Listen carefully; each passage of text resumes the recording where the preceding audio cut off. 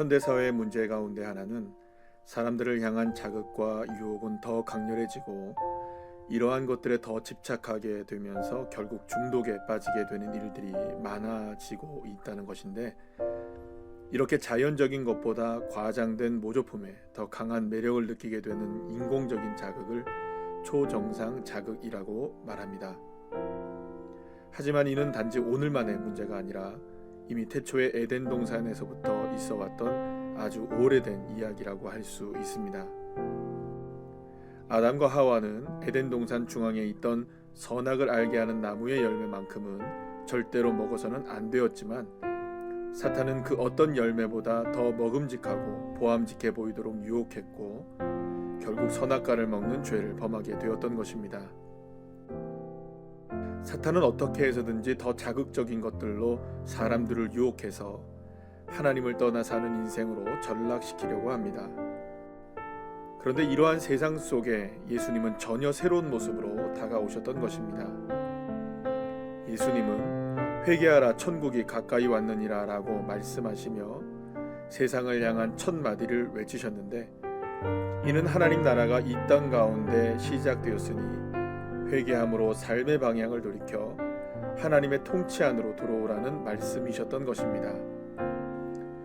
그런데 예수님께서 회개를 선포하시며 사람들을 부르기 시작했을 때 자신들의 삶의 방향을 바꾸어 가지고 있던 모든 것들을 버려두고 예수님을 따르는 사람들이 생기기 시작했던 것입니다. 베드로, 안드레, 야고보와 요한은 손질하던 그물과 배를 버리고 심지어 자신의 아버지까지 버려두고 예수님을 따르기 시작했던 것입니다. 여기서 그물과 배는 생업을, 아버지는 인간관계를 대표하는 것이라 할 수 있습니다. 하지만 이런 것들은 내려놓거나 버릴 수 있는 것들이 아닙니다. 어떻게 수많은 인간관계를 다 버릴 수 있고 직장과 일터를 버리고 생업을 포기할 수 있겠습니까?